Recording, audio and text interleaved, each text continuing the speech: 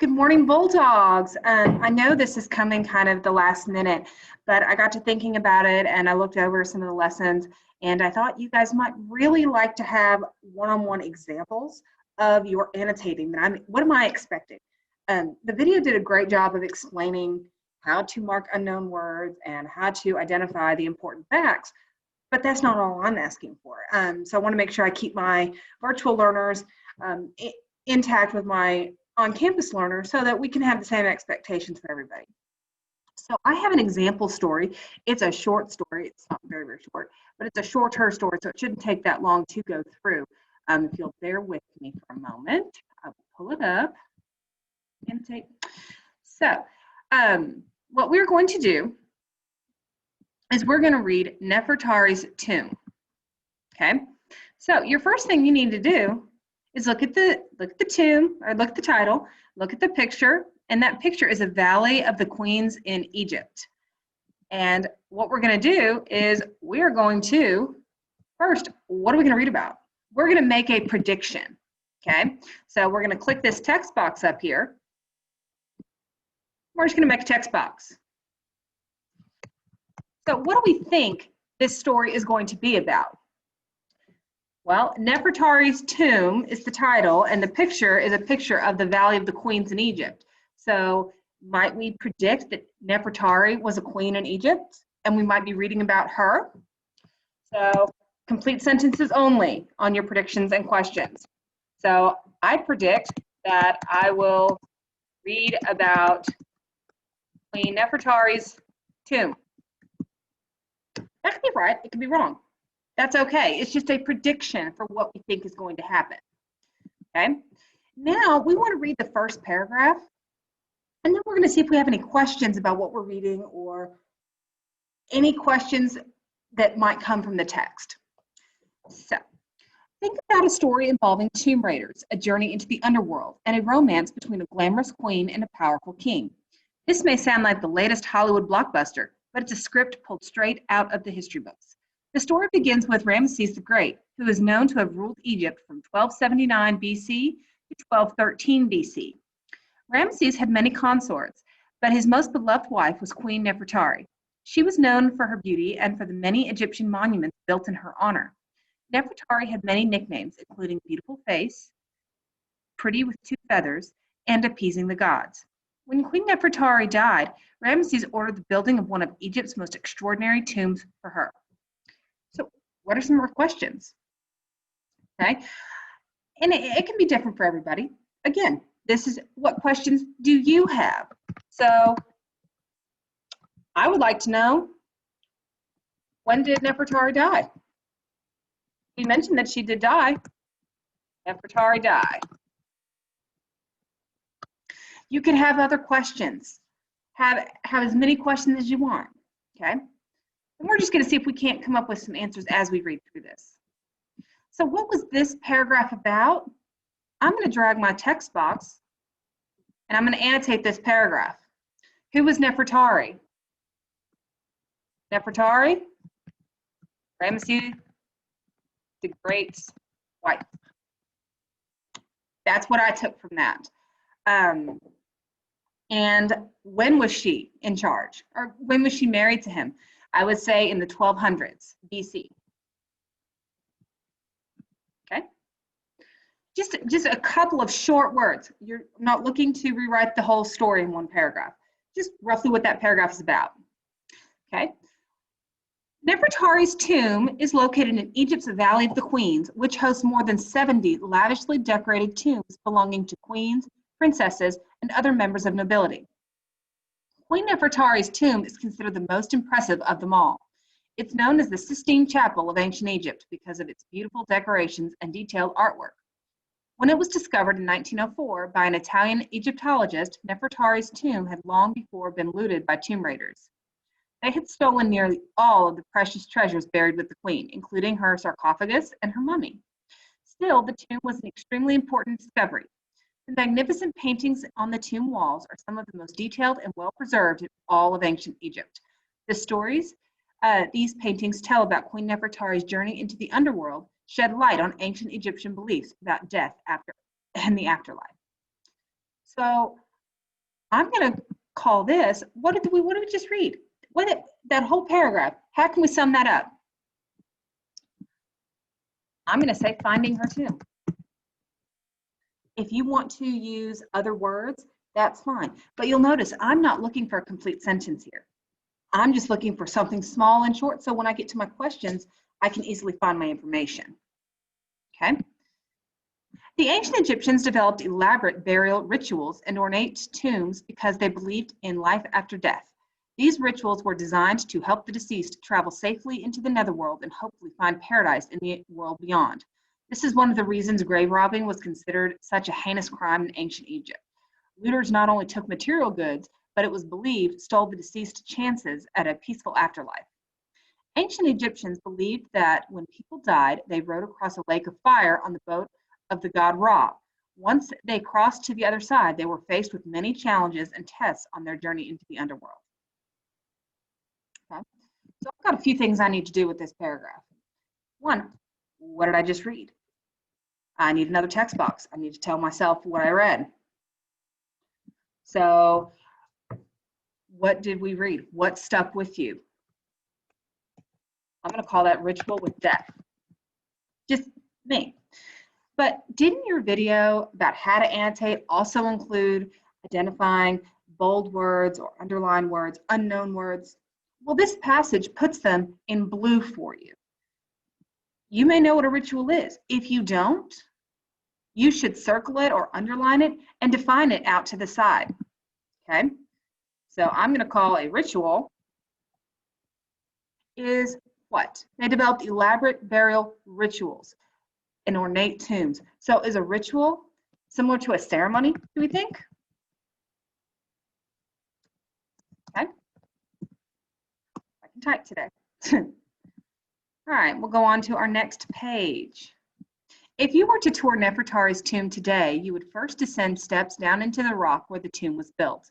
Next, enter the antechamber or vestibule and notice the grand ceiling painted dark blue and flecked with golden five-pointed stars on the east wall. Notice a huge doorway.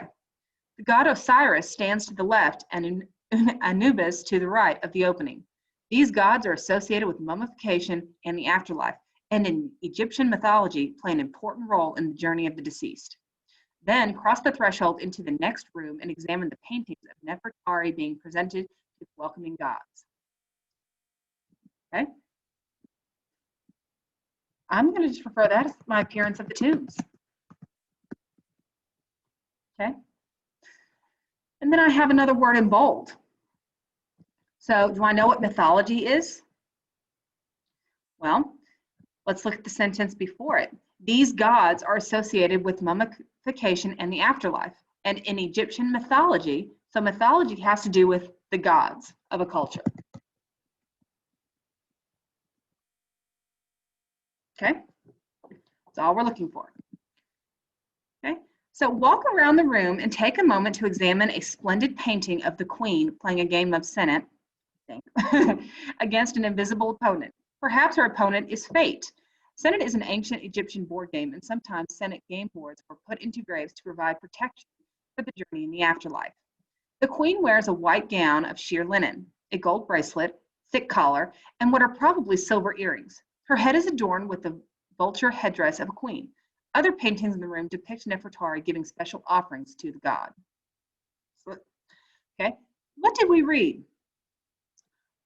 That tells us all about particular painting, one particular elaborate painting.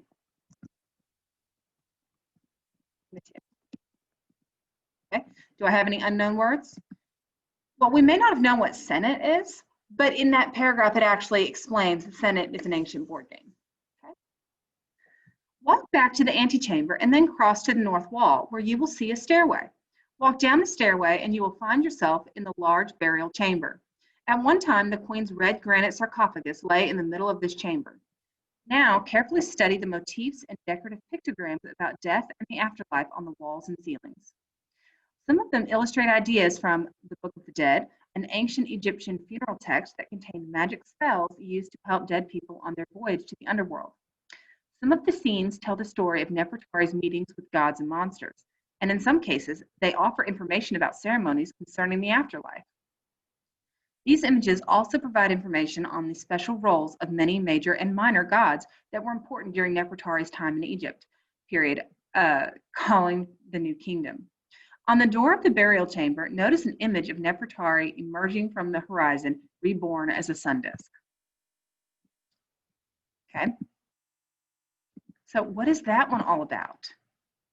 Okay, we're going to call this one, at least I will, I'm going to call this additional images in the antechamber.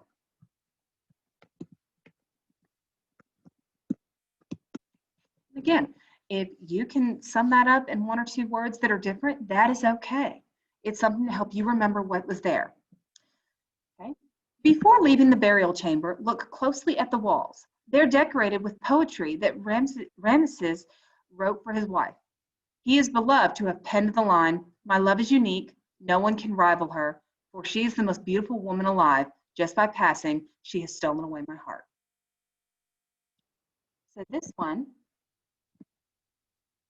even though that's the last paragraph, I still need to know what it says. So I'm going to call that Ramesses' poetry in the tomb. Okay. So let's go back to the beginning of the story. I predict that I'll read about Queen Nefertari's tomb. Did I read about her tomb? Did I read about her tomb? I think I did. So I'm going to just put a star. Yes, I did. When did Queen Nefertari die? Does it answer that? It never said exactly when she died. But when we're dealing with times that were 3,000 years ago, it's hard to narrow down. She may have died in 1235 BC. But we still know she died in the 1200s BC because that's when Ramesses led.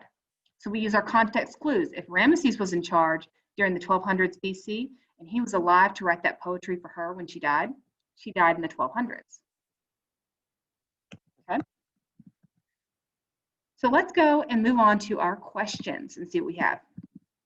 Okay, and we're only going to go through a couple of these. One, who was Nefertari? So I have a box here for your answer choice where you're going to type your letter. Okay, let's see. So was she a king who ruled Egypt from 1279 to 1213 BC? Was she a queen whose tomb is located in Egypt's Valley of the Queens? Was she a looter who stole goods from tombs in Egypt? Or was she an Egyptian god who is associated with the afterlife? Well, this is where we need to scroll right here. Who was Nefertari? Okay.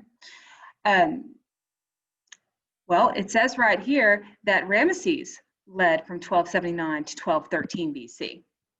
So it can't be A. Okay. Was she a queen whose tomb lies in Egypt's Valley of the Queens? Do we think that might be it? Okay. Let me see if I can find it. Okay. Nefertari's tomb is located in Egypt's Valley of the Queens. So I'm going to highlight that so I can find it easier. And I'm going to come over here and I'm going to highlight it. Okay, that tells me I know the answer. So she was, excuse me, she was a queen. So my answer choice is B.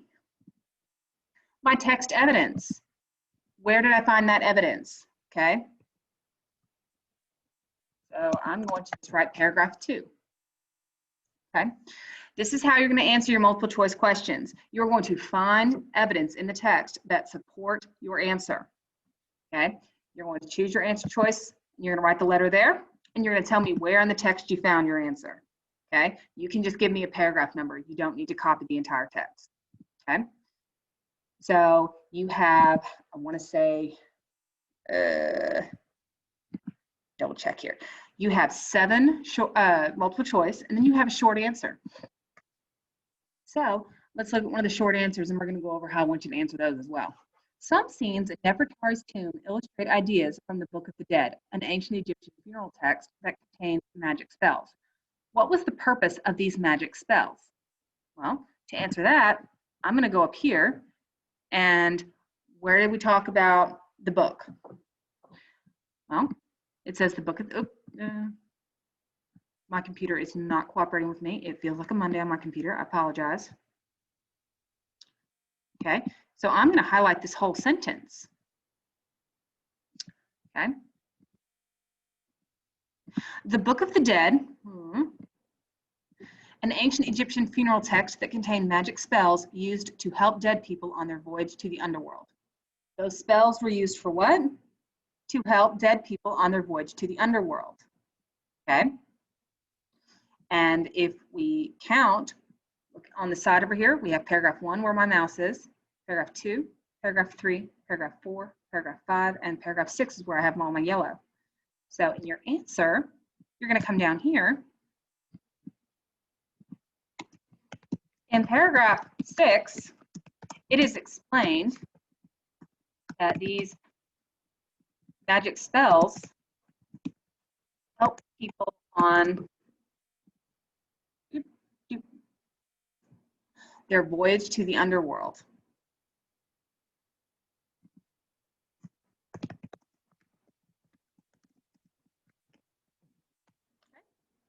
Notice in my answer, I know exactly where your text evidence is, and I have your answer.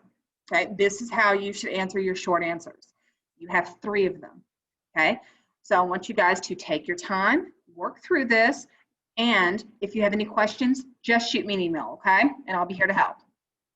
Okay, all right. So when you are finished viewing this, you do have a passage you have a passage to annotate on your own. It's called Brown Onions. Okay, good luck. Have a great day, guys.